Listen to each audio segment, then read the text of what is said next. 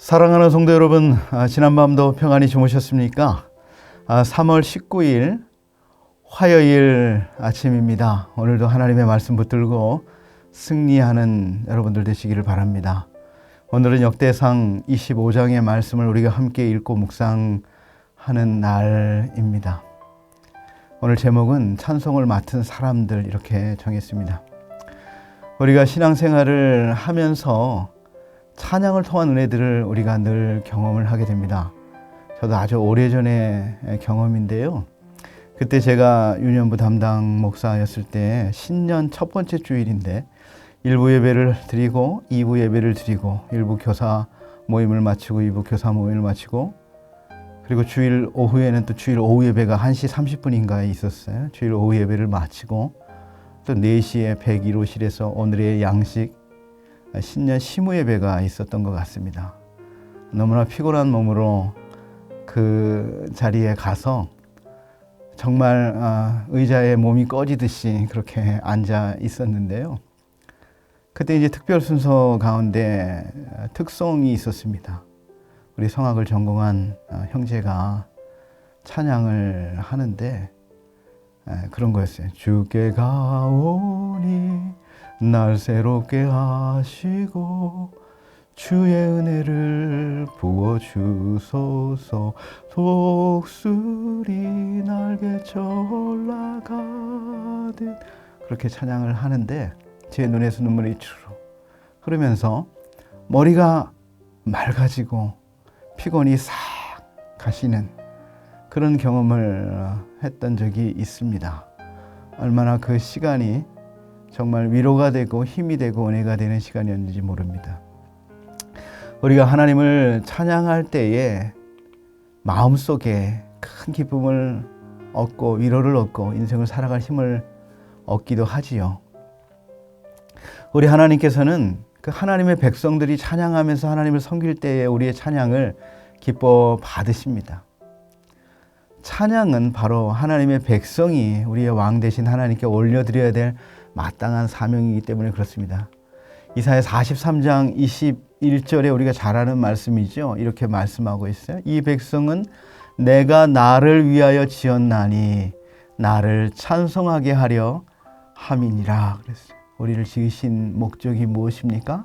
하나님을 찬양하게 하기 위해서 지었다 그런 것이죠. 다윗은 오늘 본문에 보니까 누구보다도 하나님을 찬양하는 것이 얼마나 중요한지를 잘 알고 있었습니다. 그래서 다윗이 이제 솔로몬 시대에 지어질 그 성전을 준비하면서 성전에서 찬양을 담당할 성가대를 세우게 되는데 오늘 본문 25장이 바로 그 과정을 기록하고 있는 것이지요. 오늘 1절 말씀 함께 보도록 하겠습니다. 다윗이 군대 지휘관들과 더불어 아삽과 헤만과 여두둔의 자손 중에서 구별하여 섬기게 하되 수금과 비파와 제금을 잡아 신령한 노래를 하게 하였으니 그 직무대로 일하는 자의 수요는 이러하니라 그랬습니다. 다윗은 다른 지휘관들과 함께 아삽, 헤만, 여두둔 많이 들어보셨죠? 총 책임자로 찬양을 담당하는 책임자로 세우고 24반차의 성가대를 구성을 했습니다. 그런데 오늘 본문보다 앞서서 역대상 16장에 보면 다윗이 이미 성가대를 조직했다는 기록이 나와 있거든요. 다윗과 이스라엘 백성들이요 오벳에돔의 집에서 여호와의 언약궤를 예루살렘으로 모셔와서 안치할 때에 그것을 축하하면서 아삽과 헤만과 여두둔과 그들에게 속한 사람들이 중심이 되어서 성가대를 구성해서 찬양토록 했습니다. 이제 언약궤가 안치된 후에 아삽의 성가대는 예루살렘 성막에서 봉사를 했고 헤만과 여두둔의 성가대는 원래 성막이 있던 기브온에서 봉사를 하게 되는 것이죠. 두 곳에서 나뉘어져서 성가대가 봉사를 했었는데 이제 어떻게 됩니까? 이제 솔로몬의 성전이 지어지게 되면 그래서 그 건축을 앞두고 그 두 개의 성가대가 이제 하나의 성가대로 합쳐지게 되는 것이죠. 그래서 새롭게 형성된 성가대는 다윗 아래에 아삽과 헤만과 여두둔의 주의를 받는 24반차의 그룹의 대표가 288명의 성가대를 이끌었습니다. 이들은 목소리와 함께 수금, 비파, 재금, 나팔 등의 악기로 하나님을 찬양하도록 하였습니다. 하나님께서 다윗을 통해서 하나님을 찬양할 성가대를 구성하도록 하시는 장면을 통해서 우리의 삶 가운데서도 하나님을 찬양하는 모습을 얼마나 중요하게 여기고 계신지 우리는 잘 알 수가 있습니다. 하나님은 태초부터, 아니 창세 전부터 우리 각 사람에 대한 세밀한 계획을 가지고 계셨지요. 그리고 마침내 어머니의 태에서 우리 자신을 지으시고 이 땅에 태어나도록 우리를 보내주셨습니다.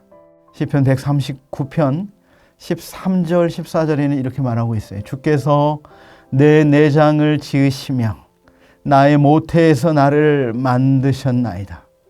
내가 주께 감사하옴은 나를 지으심이 심히 기묘하심이라. 주께서 하신 일이 기이함을 내 영혼이 잘 아나이다. 그랬습니다. 하나님이 우리를 기묘하게 신묘막측하게 우리를 지으시고 이 땅에 보내주셨다라고 하는 것이죠. 그뿐만 아니라 우리가 이 땅에서 사는 지난 날들을 돌이켜서 생각해 보면 하나님의 은혜가 아니고서는 도저히 살아갈 수 없는 시간들이었죠.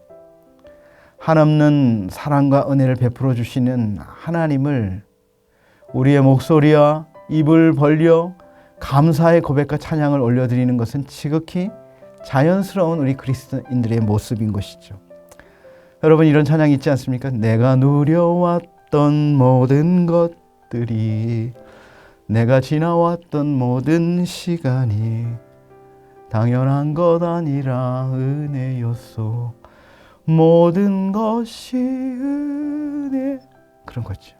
모든 것이, 내가 지나온 모든 날들, 누려왔던 모든 것들이 다 하나님의 은혜였다.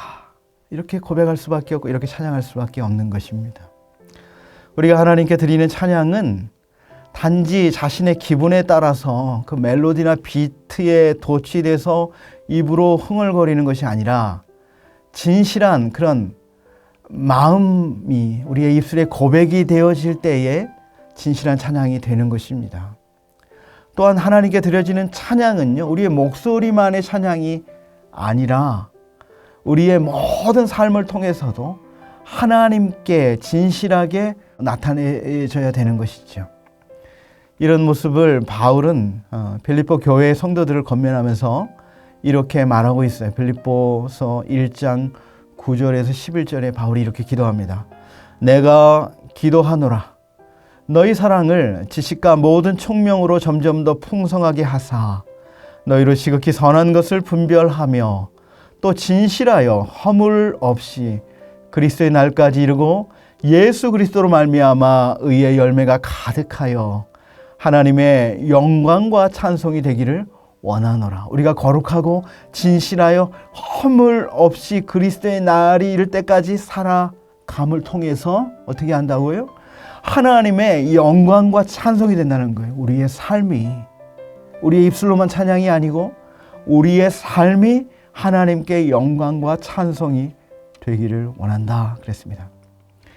영혼과 마음의 진실한 고백이 우리 입술뿐만 아니라 우리의 삶을 통해서도 하나님께 영광을 돌리는 찬양이 되는 것이죠. 오늘 5절 말씀을 살펴보면요, 찬양을 담당하는 헤만을 소개할 때 이렇게 소개하고 있습니다. 5절입니다. 이는 다 헤만의 아들들이니 나팔을 부는 자들이며 헤만은 하나님의 말씀을 가진 왕의 선견자라. 하나님이 헤만에게 14아들과 3딸을 주셨더라 그랬습니다. 헤만을 부를 때 뭐라고 하고 있습니까? 하나님의 말씀을 가진 왕의 선견자라 이렇게 표현을 하고 있어요. 역대하 29장에는 또 아삽을 선견자라고 부르고 있고 역대하 35장에는 또 여두둔도 선견자라 이렇게 부르고 있습니다. 여기 선견자라는 단어가 히브리어로는 호제라는 단어인데 환상을 본 자라는 의미인데요.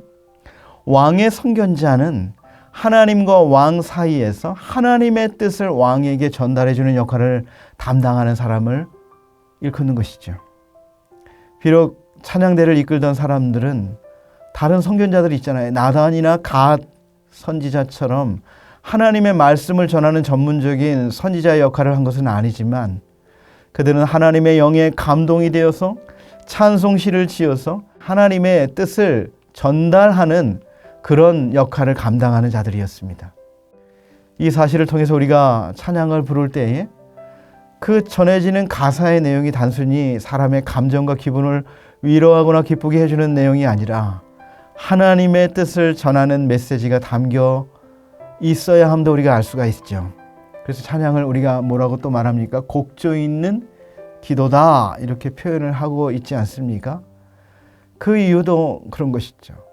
찬양을 통해서 하나님께 우리의 마음을 전달할 뿐 아니라 또 뭐예요? 찬양을 통해서 하나님의 뜻이 우리에게 전달되기 때문에 그런 것이죠.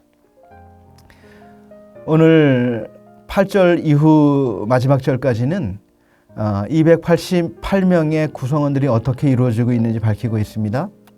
다윗에 의해 임명된 성가대의 직무는 큰 자나 작은 자나 스승이나 제자나 막론하고 제비 뽑기에 의해서 결정이 되었습니다. 성가대는 24반차로 나뉘어져 있고요. 한 그룹이 12명으로 구성이 되어 있어서 288명이 된 것이죠.